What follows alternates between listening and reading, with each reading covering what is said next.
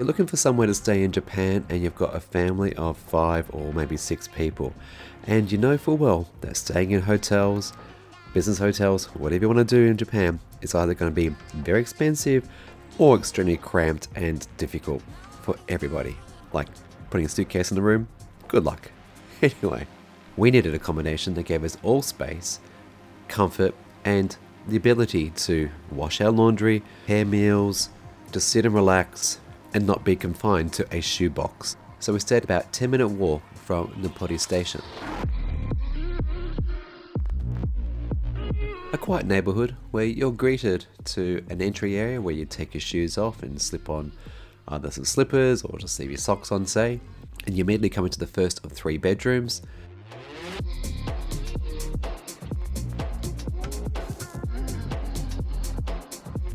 The second minor one was at the top floor and had 2 beds on the floor as though they were on tatami mats, and the main bedroom was light and airy, and importantly they all had air conditioning and also cupboards so you can put your clothes away, bags away, and still have space to actually get ready and maneuver around the room comfortably. Please note, I filmed this after we had actually spent a whole week here, so please excuse the messiness. There was 2 balconies. On one of them was a washing machine. Big tick there. I think we didn't use it, but would have been handy if we did.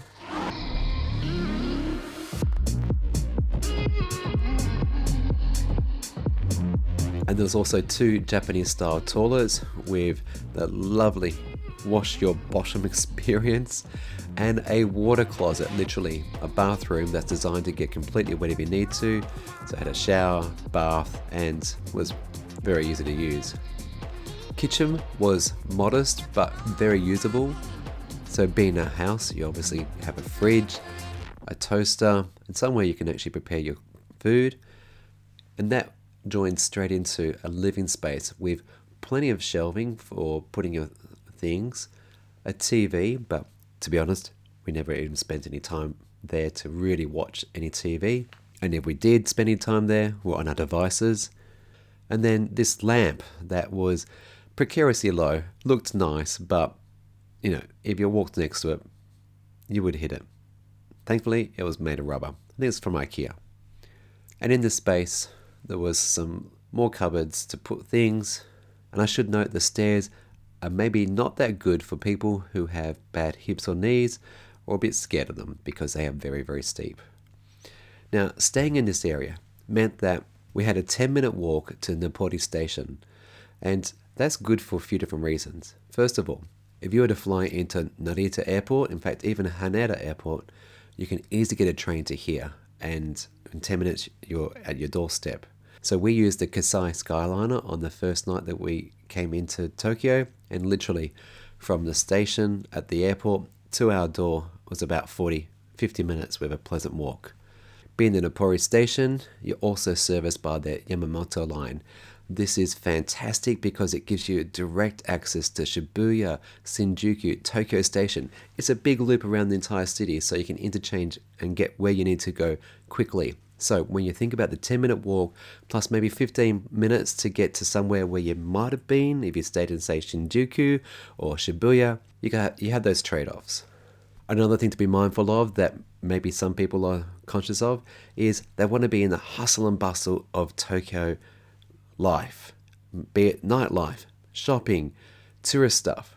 This is definitely a quiet residential area which actually we appreciated.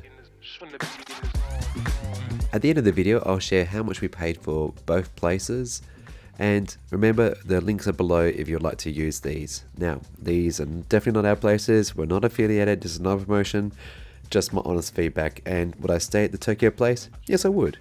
The Osaka one? Maybe. Alright, so let's jump into that now. This 8-guest, 4-bedroom, 1.5 bathroom, located near Dotonbori in Osaka, was excellent for its location. Bedroom 1 featured a queen bed, and above that, using some very steep stairs, was bedroom 2 with 2 single beds. Think of it in a loft space. Bedroom 3 was actually dressed as a tea room, and the tatami mats, being organic as they are, had a certain smell about it. So we opened the windows in this room, and at the end of the week, it was still in there. So yeah, okay, there you go.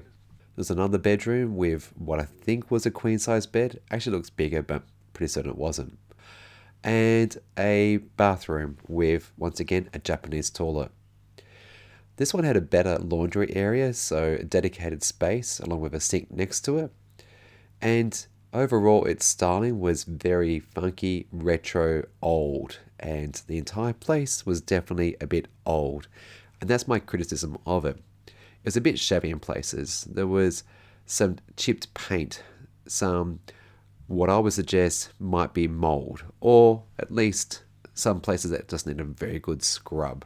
Also, the keypad to try to get in was extremely frustrating, and it took explanation by the owner on the phone to help us out to get us in. So remember, this was shot in September 2024, so hopefully that has been addressed by now. So space-wise, this is great. We literally had a 15-minute walk to downtown Dotonbori. That's the heart and soul of Osaka, where all the food and all the fashion, all the fun is at. In addition, just in the opposite direction was the Kuromon Ichiba market. And whilst we never really saw a true supermarket in Japan, and they are around, they're just very hard to find, this is the best we could get to be able to get typical things like fruit and veggie and anything you might want to prepare normal food with. Mind you, it was actually generally cheaper just to go to a 7-Eleven or some sort of convenience mart and get yourself an egg sandwich because they are so good. They're really good. So, would I recommend it? Would I stay in the Osaka premise again? Yes and no. I think actually I would try somewhere differently, whereas if I went back to Tokyo, I probably would stay back there again. Maybe. Life's too short. Variety is the spice of life, yes? Pricing, we paid $2,000 for the 7 nights in Tokyo, and for the 6 nights in Osaka, we paid $1,800. So if we were to do the same thing with 3 rooms in a modest level of hotel in Japan, not a business hotel, but definitely not a 5-star hotel, in that middle space, we would have been looking at least $3,000 to if not even $4,000. So I was pretty happy with the choices, and there's always going to be sacrifices or things that you can't get, but nonetheless, most of our days were out and about, and this is where we came back to just to relax, recharge our batteries, have some breakfast, and then get out again. So hope you found this video helpful. Again, links are below to these 2 different accommodations, and this is not an advert, so use if you want to. Doesn't worry me whatsoever. And up next, I'll be doing my top tips for Japan. And if you haven't already, subscribe, and I hope to see you soon.